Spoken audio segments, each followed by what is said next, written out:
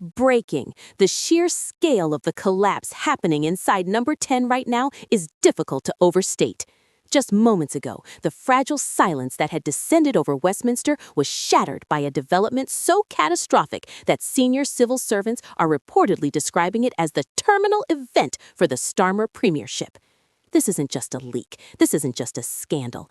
This is a total systemic failure of the Prime Minister's authority occurring in real time and broadcast to a nation that has already reached its breaking point. As we speak, the lights are burning in every office in Downing Street, but there is no strategy being formed behind those windows. There is only panic. The kind of raw, unfiltered panic that grips a leadership team when they realize the ground hasn't just shifted beneath them, it has completely disappeared. What started as a whisper of discontent has in the last 4 hours roared into a hurricane that threatens to sweep away the entire government before the sun rises tomorrow. And standing at the edge of this wreckage, fueling the flames with a precision that has left Labour strategists paralyzed, is Nigel Farage.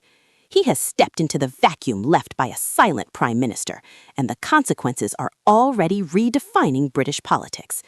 The next 48 hours will not just determine who leads the Labour Party. They will determine if the current government can survive the night. Stay focused, because the story I am about to lay out reveals a betrayal of public trust so deep it makes every previous crisis look like a minor misunderstanding. The fuse was lit at exactly 12:04 a.m. While London slept, a massive cache of internal documents began flooding onto the dark web before spilling violently onto social media platforms. These weren't vague rumors or anonymous briefings. These were high-resolution scans of confidential strategy papers, internal risk assessments, and private transcripts from the cabinet room. The content was nuclear. The documents detailed a government that had privately admitted weeks ago that their flagship economic and border policies had failed, yet they had made a calculated decision to suppress this information from Parliament and the public until after the upcoming by-elections. They revealed that the Prime Minister's inner circle had been explicitly warned by security services about the escalating situation, only to bury the reports to avoid narrative damage. This was the smoking gun. It proved that while Starmer was standing at the dispatch box, promising competence and control, his team was frantically trying to hide the evidence of chaos. The reaction inside the West Wing of Downing Street was instantaneous and visceral. Witnesses described the Prime Minister's face draining of all color as the first notifications hit his secure device. This wasn't a political headache he could spin his way out of. This was proof of deception, and everyone in the room knew it. But the true nightmare for number 10 wasn't the documents themselves. It was who picked them up first. At 12:45 a.m., Nigel Farage went live. He didn't wait for the morning papers.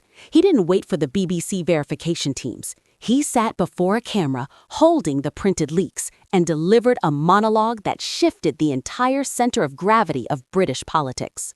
He framed the leak not as a mistake, but as a conspiracy against the electorate.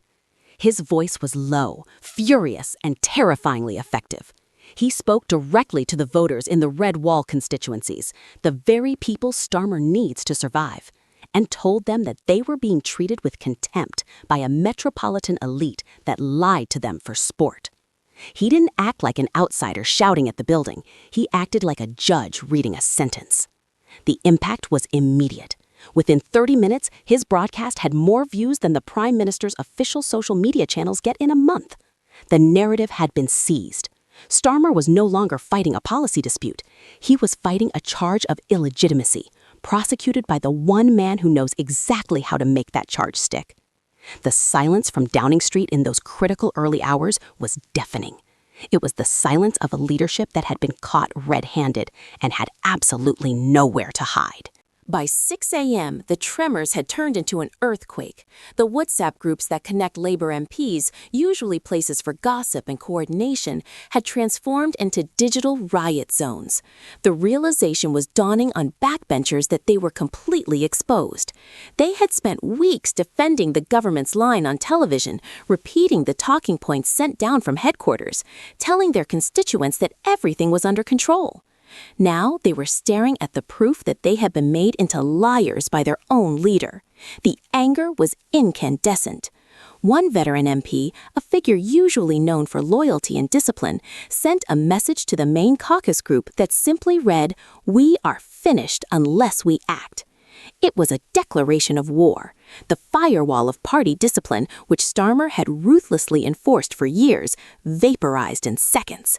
MPs weren't looking at the whips for instructions anymore. They were looking at their email inboxes, which were filling up with thousands of messages from furious constituents echoing Farage's exact words.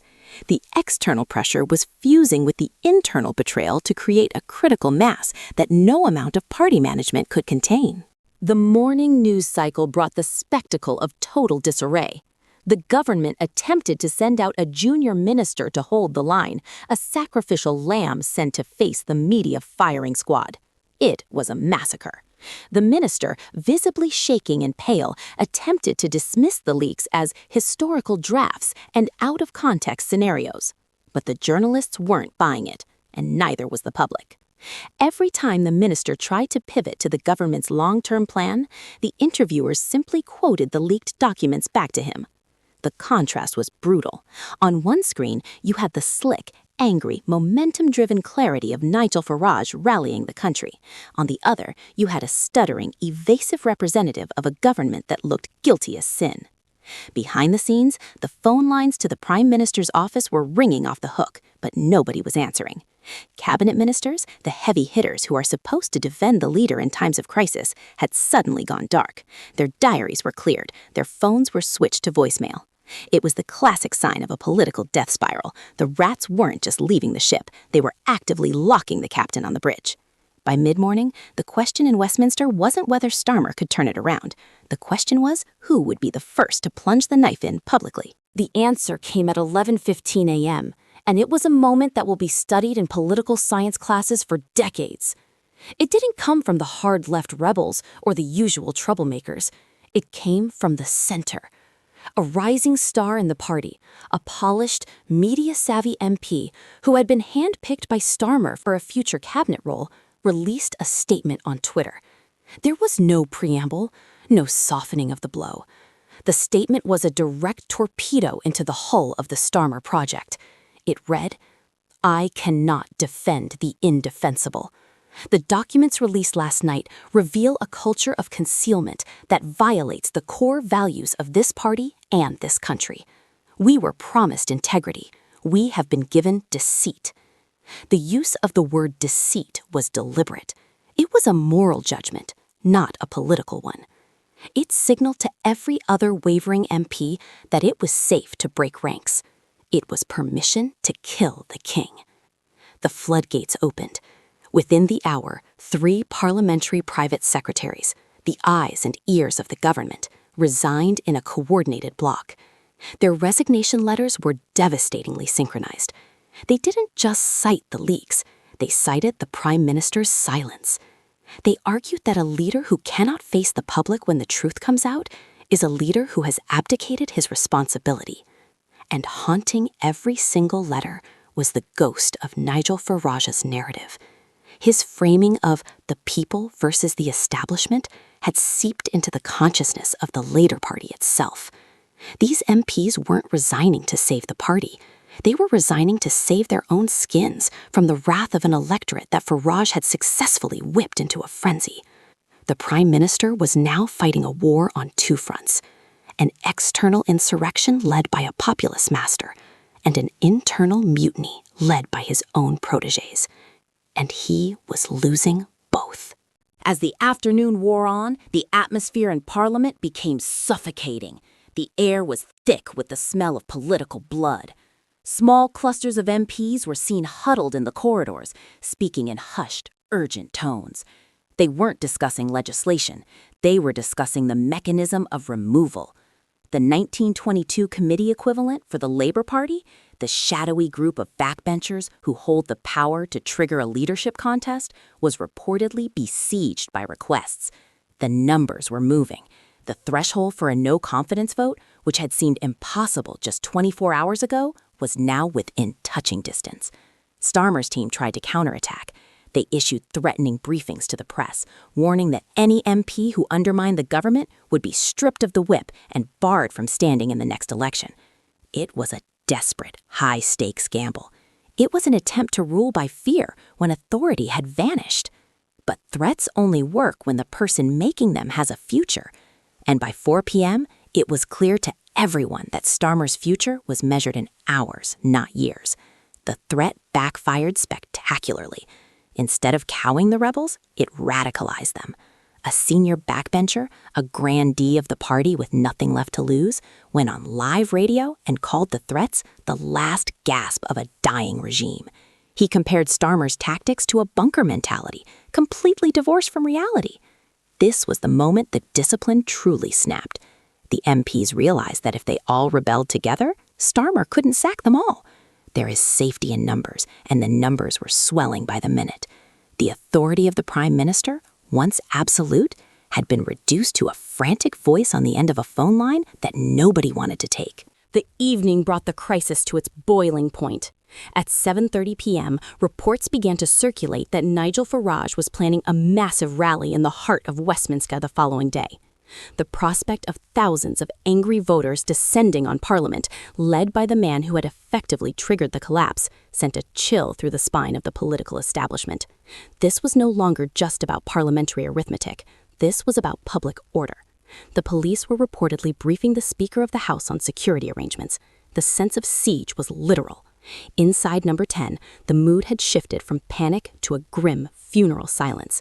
Staffers were seen leaving the back entrance with boxes. The machinery of government was grinding to a halt because nobody knew who would be in charge tomorrow. Then came the final crushing blow. At 9:45 p.m., the Grey Suits, a delegation of the most senior, respected figures in the cabinet, arrived at Downing Street. They didn't use the front door. They came in through the cabinet office link, avoiding the cameras. But everyone knew why they were there. They weren't there to offer support. They weren't there to deliver the handgun and leave the room. They were there to tell Keir Starmer that the game was up, that he had lost the confidence of his MPs, his party, and the country, that he could go with dignity tonight or be dragged out in humiliation tomorrow. The meeting lasted 40 minutes. When the delegation left, they said nothing. Their faces were set in stone, but the silence spoke louder than any press release. It was the silence of men who had just performed an execution. As midnight strikes now, the situation is fluid and incredibly dangerous. Starmer is reportedly still in the building, refusing to sign the resignation statement that has been drafted for him. He is clinging to power with his fingertips, convinced that he can survive the vote, convinced that the storm will pass. But the storm is not passing. It is intensifying. Nigel Farage is live on air again right now, declaring that the government has ceased to function and demanding the king dissolve Parliament. The constitutional implications are terrifying. We are looking at a government that is paralyzed, a prime minister who is besieged, and a populace that is furious. The trust has gone. The authority has gone. All that is left is the desperate, clawing fight for survival. The next few hours will be the most critical in modern British history. Will Starmer try to fight? Will he trigger a general election, the nuclear option, rather than hand over power to a rival? Or will he finally bow to the inevitable and step into the dark?